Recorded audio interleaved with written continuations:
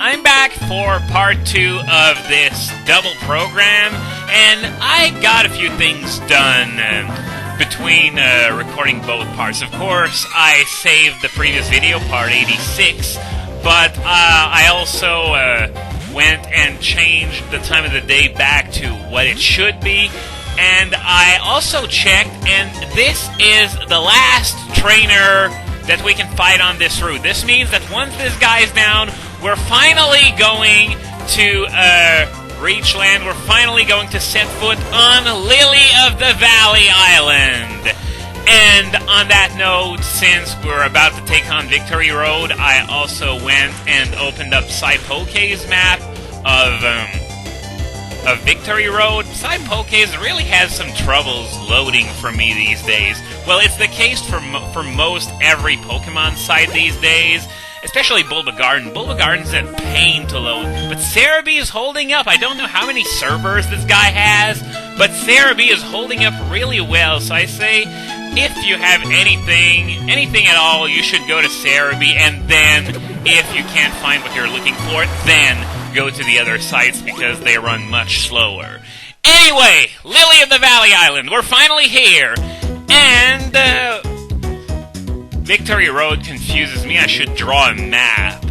Well, or you could just go to Poké's like I did. Funny that I mentioned it right before talking to her, but yeah, I guess Victory Road really is very confusing if you don't have a map. Fortunately, I have the map of the first floor open in the background, so I shouldn't have much of a problem. Anyway, the way Victory Road works in this game is that, well, for one, it doesn't have the kick-ass music from Ruby, Sapphire, and Emerald's Victory Road, but yeah, the way it works is that you start out on the middle floor, and then you do some stuff, battle some trainers, fight some wild Pokemon, then you head up to the top floor. You do the top floor pretty much in its entirety, and after that, at the end of the top floor, you head back to the middle floor, where you follow a small path that leads all the way down to the bottom floor, where there's water that you have to surf over. And after that, once you're done with the bottom floor, you head back to the middle floor to actually finish Victory Road. And on top of that, there's an area that you can only access once you beat the Elite Four, and there you're going to encounter the 4th stat trainer, which is Marley. It's Marley in Victory Road, right? Yeah, I think it is. So, yeah, we can't do that right now, obviously, but I'm going to get that done at some point during the post-game. And, you know, I'm already in freaking Victory Road. Wow, this went by... I would say this went by so fast, but the fact of the matter is that after the Elite Four, I still got a whole post-game left to go. And in Diamond, Pearl, and Platinum, the post-game is actually really, really big. So, yeah, we're nowhere near done with this LP, actually. But, yeah, basically this Victory Road is, well, it's probably my favorite of all the Victory Roads. I haven't been to the one in black and white yet. The problem with the first Victory Road in Red, Blue, and Yellow is that, well, in Red and Blue at least, you had so many wild Pokemon that were in the low 20s, and that was really a problem during the marathon, because I think it was James who was playing Red, and what happened was he ran out of trainers, but his team was nowhere near prepared enough to take on the Elite Four. So, I don't know what he did with all those trainers. Maybe he used them to evolve Pokemon that he needed to catch or something. But the fact of the matter is, he was far too weak to take on the Elite Four, and he was the one who had to train a Dratini all the way to level 55 to evolve it into a Dragonite. So, it took so long! God!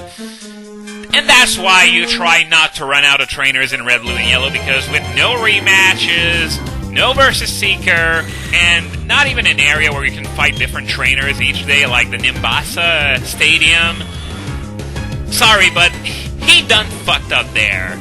But, oh well, at least he ended up getting the Dragonite, so I guess it can't be helped, you know.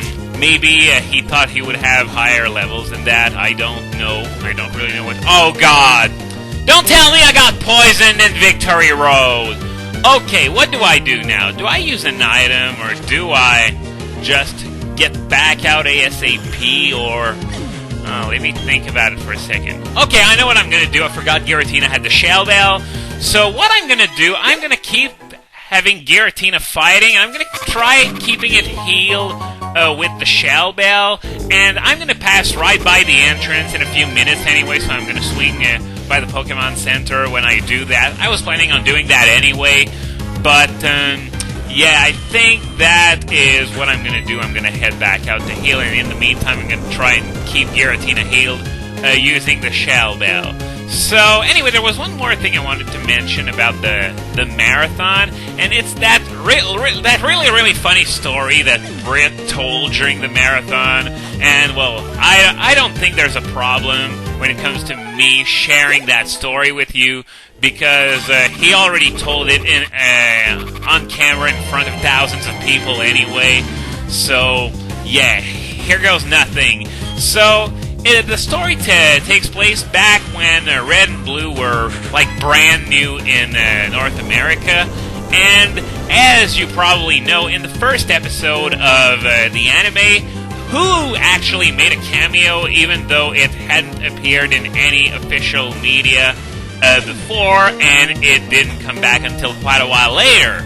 But anyway, there was that Who cameo, and Britt and friends were wondering, who might that bird be? It's gotta be in the game somewhere, and they even, well, I wouldn't say they looked for the bird, and they called it Golden Bird, by the way, because that's pretty important. That's how the joke became known as, the Golden Bird story. So they called it Golden Bird, and so Britt played through the game, and at one point he went to Fuchsia, and there are binoculars there, and you can take a look at the binoculars, and one of the binoculars tells you about a giant bird Pokemon flying over. I don't remember what the text is exactly, but it's supposed to refer to Articuno in the Seafoam Islands. However, Britt was certain that, oh my god, it's Golden Bird! It's gotta be Golden Bird! So, what he did was that he went to Route 18, which is right next to Fuchsia, right west of Fuchsia, and yeah, he went into the tall grass, and the first thing he saw was a Fearow, and he was absolutely certain that this was Golden Bird, because remember, Red and Blue sprites were absolute crap, so there was really no way to know whether that was Golden Bird or not unless you already knew about it, but he never saw a Fearow before, and he was certain that it was Golden Bird. So the first thing he does upon seeing that, goes into the bag, picks the Master Ball, chucks the Master Ball at a Fearow, and yeah, that's the whole story. He wasted his Master Ball on a Fearow thinking it was a super rare legendary Pokemon. And yeah, I apologize if my retelling of the story sucks. It's just that I'm not very good at telling stories. It was a lot funnier when Britt told it, admittedly, but I just wanted to share that with you because that was back in the days when, the internet wasn't as big of a deal as it is now. Not everyone had the internet back then, and he certainly didn't, else he would have known that Fearow is not who. And still on the subject of the marathon, we had the mandatory people eating gross stuff challenges that have become, part of the course when it comes to TSG trying to drum up donations. We had, it was Waltis, eating a waffle sandwich.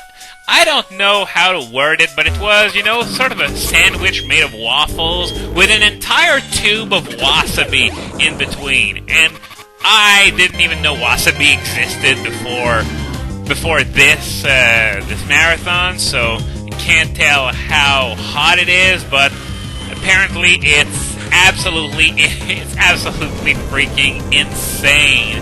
And was he the one who puked? I think he was, and then he showed the the bucket of puke at the camera or something. Now, did I dream this, or, you know, there were just so many things that happened during this marathon. I can't remember if that was for real or if I just dreamed it.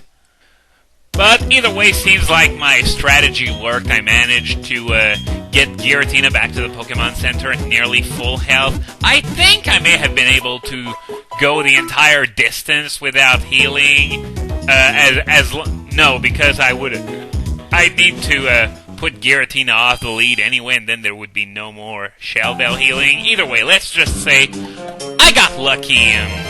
I got lucky with the timing of that poisoning because I was planning on going back out to heal at that point anyway. But from now on, I'm going to try not to head back to the Pokemon Center. It's going to be balls to the wall Pokemon fighting marathon. Endless waves of wild Pokemon and trainer in the low to mid 40s. And I got to go undefeated the whole way. Now, it's not going to be exceedingly difficult because my team is, I wouldn't say over-leveled because I didn't do any real grinding aside from when I first got each Pokemon, but they still have fairly solid levels. So yeah, I think I'm going to be able to handle it probably. It's certainly a lot harder than Generation 2 Victory Road. Back then there were no trainers at all, and Victory Road itself was really short. So it was another lousy Victory Road. They only started getting it right in Generation 3, it seems. You know how to do a proper Victory Road. Anyway, the marathon. Am I still forgetting anything else? Oh yeah, we had 2 girls, 1 nin boy, and no, this isn't a reference to what anyone said. I just made it up on the spot. Anyway, what happened was that they were for each slice of $50 that they obtained. There were those 2 girls with nin boy. He said they weren't his sisters, but then who were they? I never got to know exactly what their relationship to nin boy was. Were they components of a torrid ménage à trois? Probably not. This is nin boy we're talking about after all. But all joking aside, what happened was that for each slice of $50 obtained, they would cut off one of Nin Boy's dreads, and he apparently has been growing these things for like 6 years. His words, not mine. So if that's not true, blame him, not me. Anyway, so yeah, they people donated and they cut off his dreads. He had like 20-something dreads. I don't remember the exact number, and I missed the end, so I don't know how many he had by the end of it. He had sort of a dread mullet at some point, so I think it was unappealing enough, and it made him look like a wall creature that I think if I had been him after the challenge, I would have had the rest of the dreads cut off anyway, because that wasn't so pleasing to the eye. And at various points, he'd keep showing the bucket with all the dreads that had been cut, not caught. Sorry, I've been talking about catching Pokemon all weekend, so I guess that's why I did that slip there. Anyway, he would keep showing that bucket, and people would be like, "Ew, gross!" And I'm like, why are you saying it's gross? It's not puke, it's not snot, it's not spit, it's hair! It's just freaking hair! It's not gross at all, jeez! And I thought I had a weak stomach, I thought I was faint-hearted, but Jesus Christ, this is just hair! And there was also this part where the 2 girls pied each other afterwards, but I didn't catch it because I had gone to sleep by that point. So, I guess if you were looking to hear my account of what went down there, you're fresh out of luck. I did not see it. I would need to look up the archives on Justin TV in order to do that. But apparently, from what I've been told, it was a riot. So, with that trainer down, this ends our little marathon recap, as well as this double program. Next time on Pokemon Platinum, we're going to continue Victory Road and hopefully get closer to the Pokemon League.